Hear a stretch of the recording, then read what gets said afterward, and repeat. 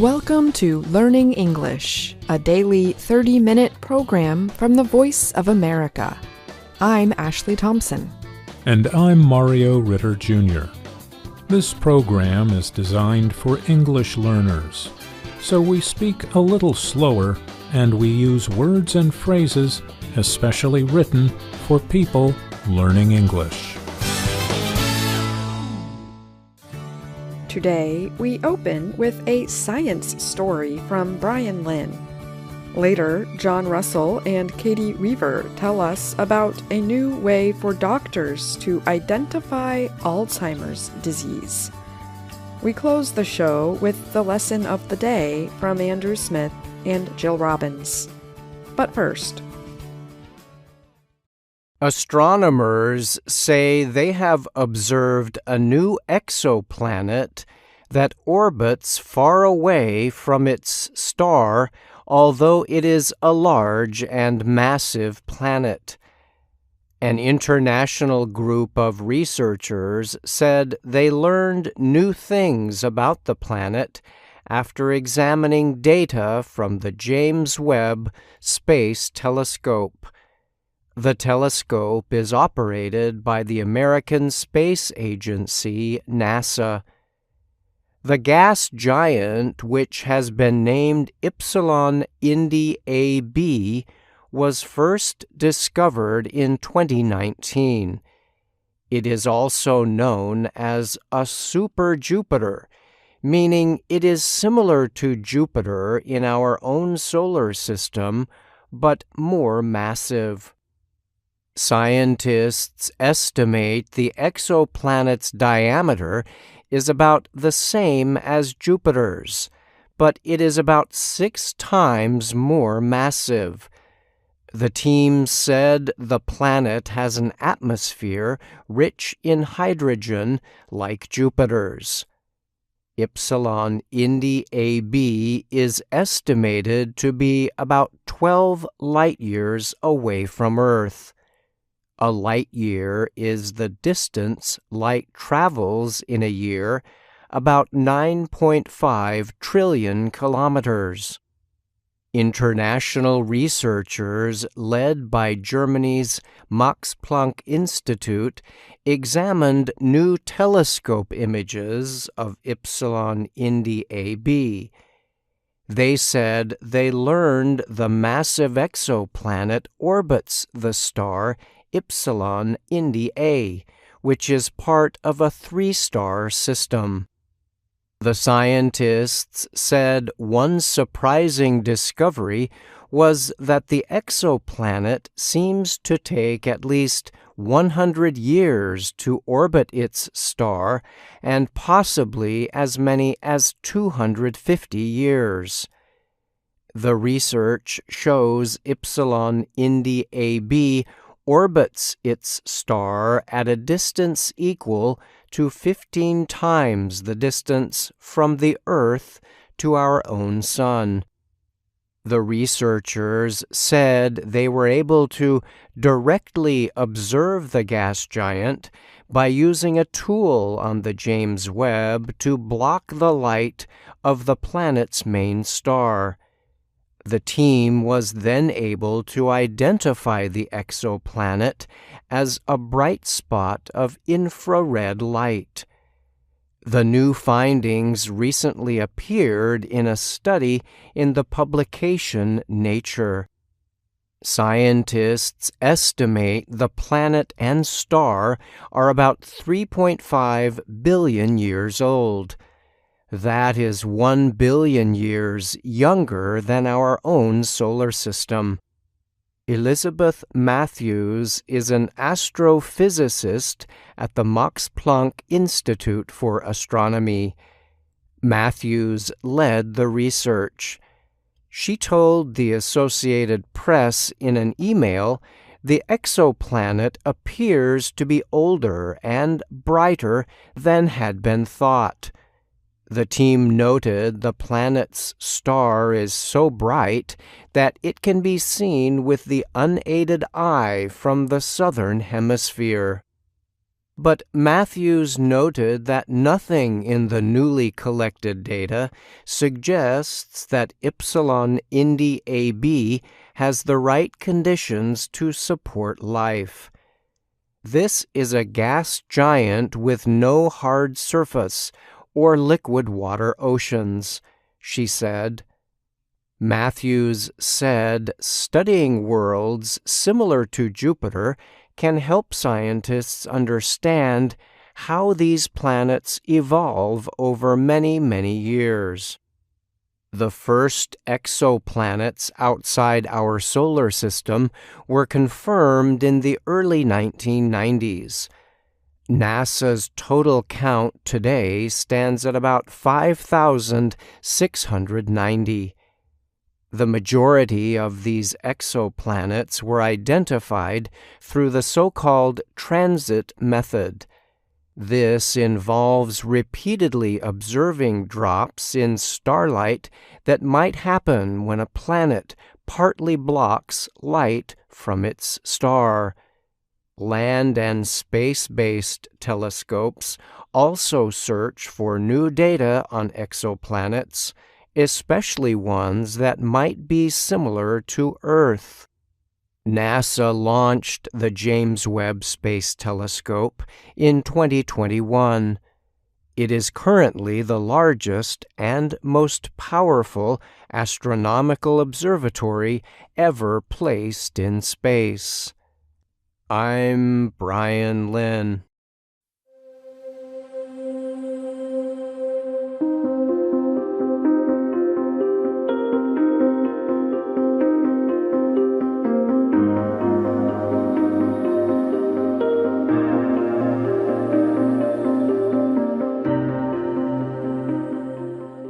New blood tests could help to identify or diagnose Alzheimer's disease faster and with more accuracy, researchers reported recently.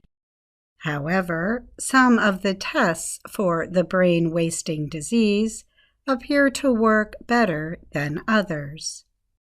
Doctors can confirm Alzheimer's in a patient if they find one of the disease's main signs, the development or buildup of a sticky protein called beta amyloid. Currently, doctors use brain imaging or a special test known as a spinal tap to look for beta amyloid buildup. Brain imaging is hard to get, and spinal taps are painful. Instead, many patients are diagnosed based on their behavior and cognitive exams. Now, labs have begun offering blood tests that can show some signs of Alzheimer's. Scientists are excited about the possibilities that the tests offer. But the tests are not widely used yet because there is little data to guide doctors about which kind to order and when. The U.S. Food and Drug Administration, or FDA, has not officially approved any of them, and few patients have insurance coverage for such tests. What tests can we trust? Asked Dr. Suzanne Schindler of Washington University in St. Louis. Schindler is part of a research project examining the tests. While some tests are very accurate, Schindler said, other tests are not much better than a flip of a coin. More than 6 million people in the United States and millions more around the world have Alzheimer's, the most common form of dementia. Its usual signs, or biomarkers, are amyloid plaques and abnormal tau protein that leads to tangles that damage neurons. New drugs such as Leqembi and Kisunla can slow the disease a little. The medicines remove amyloid from the brain. But these drugs only work in the early part or stage of Alzheimer's progression. Few patients get the costly brain scans and invasive spinal taps that could show early-stage Alzheimer's. Even specialists struggle to tell if Alzheimer's or something else is to blame for a patient's problems. Schindler said she sometimes has patients who I am convinced have Alzheimer's disease, and I do testing and it's negative. A limited number of doctors have carried out blood tests for Alzheimer's in carefully controlled research settings. However, a new study of about 1,200 patients in Sweden shows they can also work in doctors' offices. The findings suggest the blood tests may be more helpful for general care doctors. They see many more cases of people with memory problems than specialists do. However, general care doctors have fewer diagnostic tools. In the study, patients who visited either a general care doctor or a specialist for memory problems got an early diagnosis using traditional exams. They gave blood for testing and got confirmatory spinal taps or brain scans. Blood testing is far more accurate, Lund University researchers reported recently at the Alzheimer's Association International Conference in Philadelphia. They said that the primary care doctor's first diagnosis was 61% accurate, and the specialist's first diagnosis 73%. However, the blood test was 91% accurate, their study showed. The Journal of the American Medical Association published the study. Dr. John Xiao of the National Institute on Aging said the new tests measure different biomarkers in different ways. Doctors and researchers should only use blood tests proven to have a greater than 90% accuracy rate, said Alzheimer's Association Chief Science Officer Maria Carrillo. Carrillo and Xiao agreed that the blood tests most likely to provide that accuracy measure what is called p-tau 217. Schindler helped lead an unusual direct comparison of several kinds of blood tests that came to the same finding. The Foundation for the National Institutes of Health financed the work. That kind of test measures a form of tau that correlates with how much plaque buildup someone has, Schindler explained. A high level signals a strong likelihood that the person has Alzheimer's. A low level strongly suggests Alzheimer's is not the cause of a patient's thinking problems. Several companies are developing p-tau 217 tests. In the United States, only doctors can order the blood tests from labs. The Alzheimer's Association is working on policy suggestions, and several companies plan to seek FDA approval, which would clarify correct use. For now, Carrillo said doctors should use blood testing only in people with memory problems, after checking the accuracy of the kind they order. Especially for primary care physicians, it really has great potential to help them in sorting out who to give a reassuring message and who to send on to memory specialists, said Dr. Sebastian Palmqvist of Lund University. Palmqvist led the Swedish study with Lund's Dr. Oskar Hansen. I'm John Russell. And I'm Katie Weaver.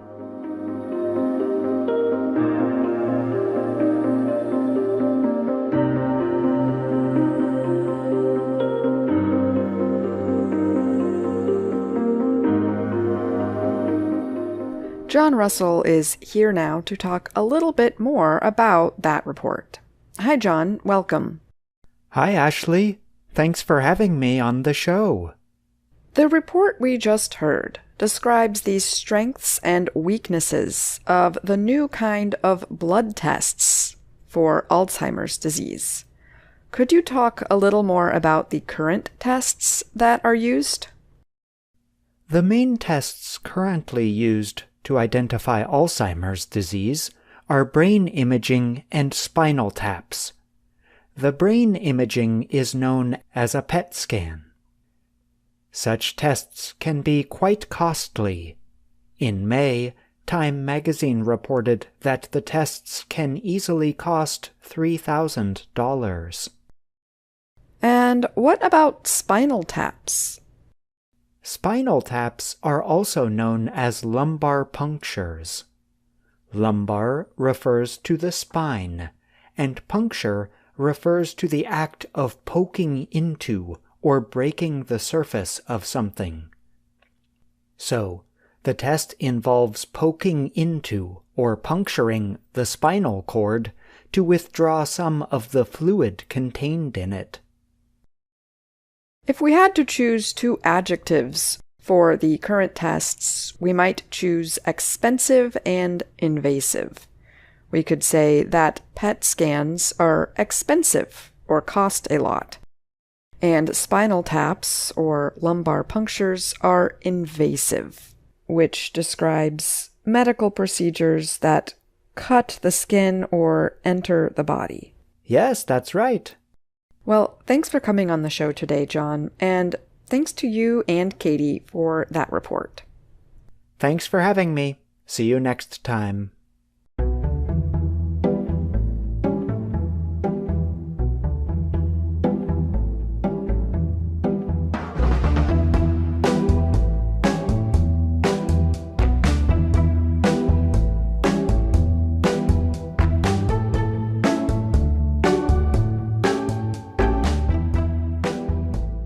And now it's time for the lesson of the day on the Learning English podcast.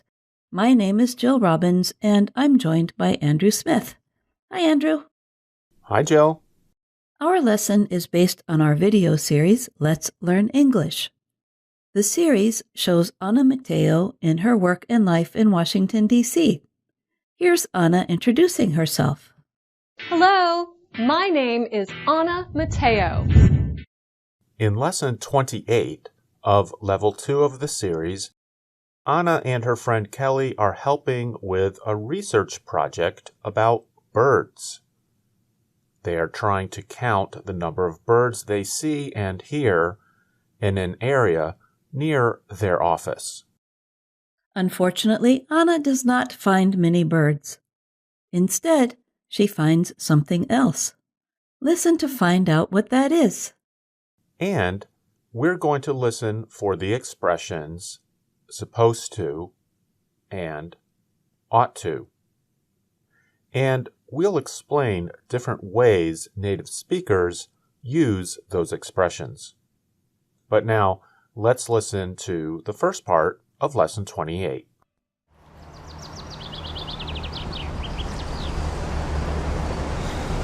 Oh, Anna, there you are! I am so glad we joined the Great City Bird Count, aren't you? No, today has been a bust, a flop, a bummer.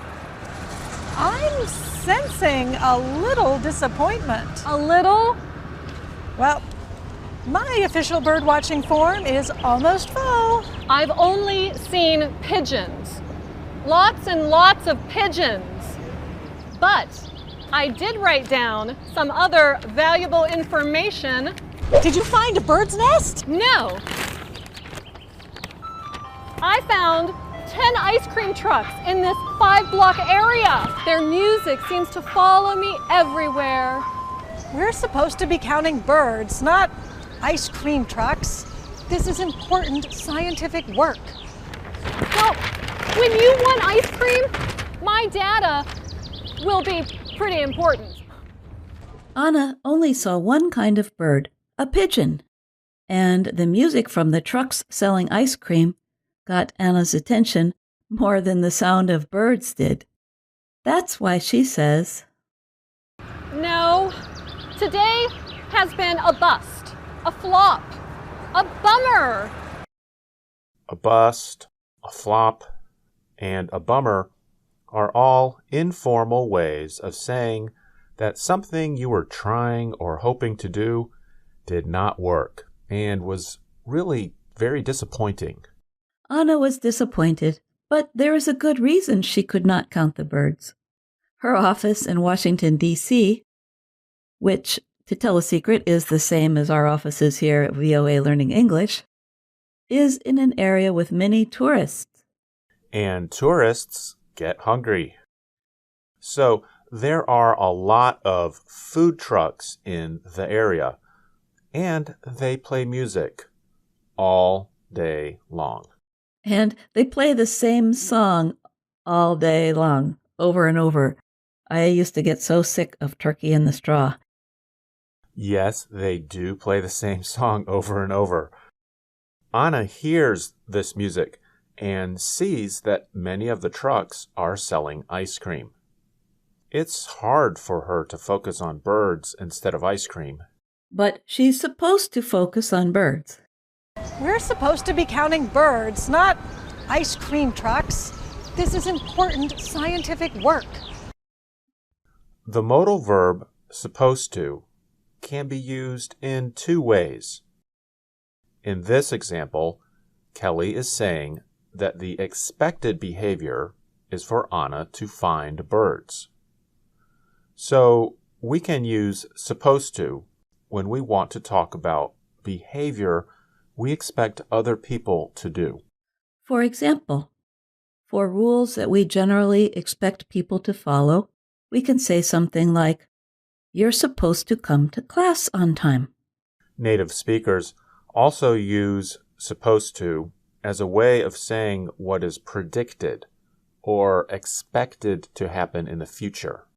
For example, we might say, "It's supposed to rain tomorrow." That means it is likely to rain.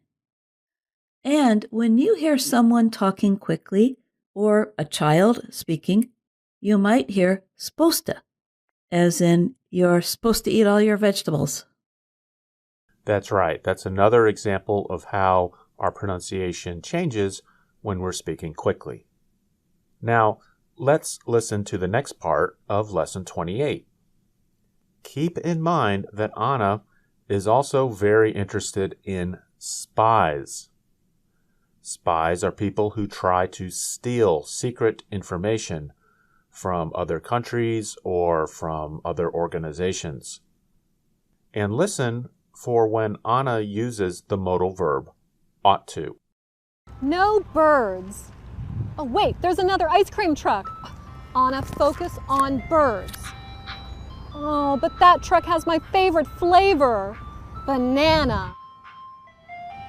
That man is in the way. I can't see the price. I wonder what flavor he's getting. Strawberry. He doesn't seem like a strawberry kind of guy. In fact, he doesn't seem like an ice cream truck kind of guy. That suit looks expensive. Maybe he's a spy. You know what that means. The ice cream truck driver is a spy too. Genius. It's a perfect disguise. What? The man in the suit left his briefcase at the ice cream truck. I was right. He is a spy, and he just dropped off top secret information. I ought to do something. Something needs to be done. I need to do something.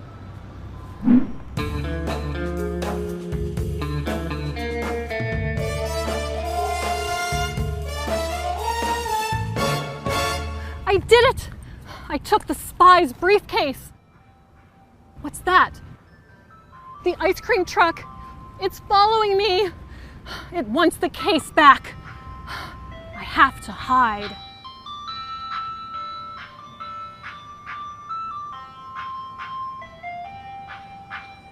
This is my life now. Running, scared. Alone. That awful music! It's following me everywhere! Hey, you found my briefcase. You caught me! What? I mean, I caught you! Well, I just want my briefcase. All my poems are in there.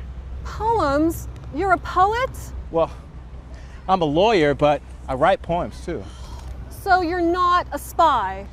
You look disappointed. No, that's okay. It's not your fault.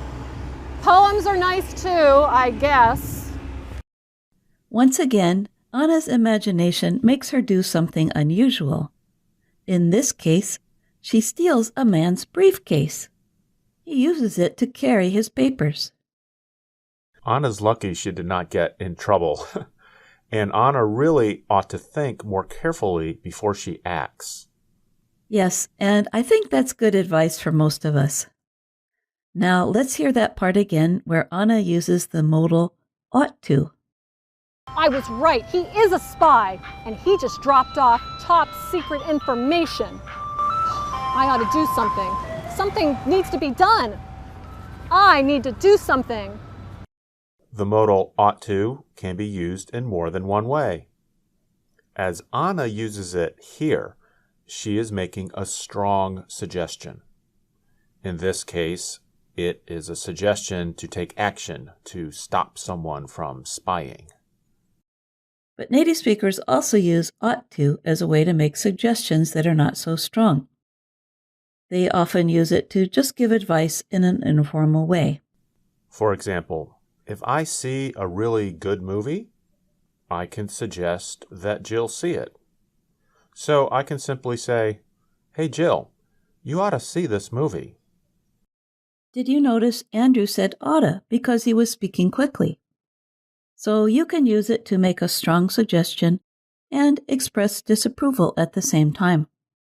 For example, if students misbehave and don't listen to their teacher, the teacher might say to them, "You ought to start listening, otherwise you're going to fail this class."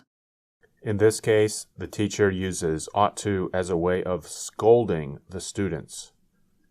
To scold is to strongly tell someone that their behavior is bad. At the end of Lesson 28, Anna guesses that the man's favorite flavor of ice cream is strawberry. And then she makes a little joke, using an expression about birds. What's your favorite flavor? Banana. Well, my favorite flavor is... Strawberry. How'd you know that? A little bird told me.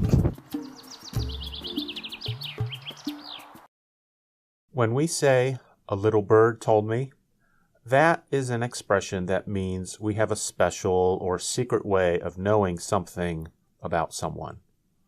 And in this case, Anna's joke has sort of a double meaning, because Anna was spying on the man when he bought the ice cream, but at the same time she could not find any birds for the research project. There is always a lot of humor and funny situations in the Let's Learn English series. And remember that each lesson comes with a lesson plan you can download for free from our website.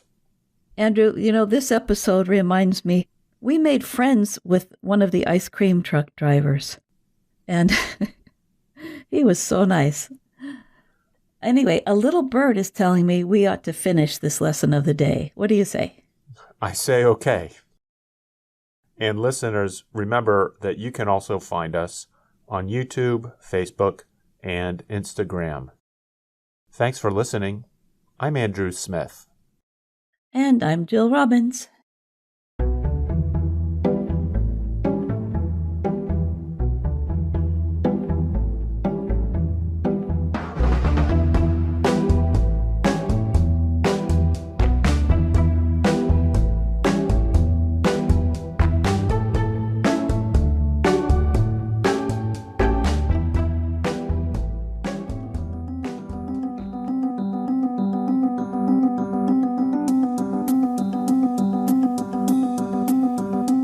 And that's our program for today.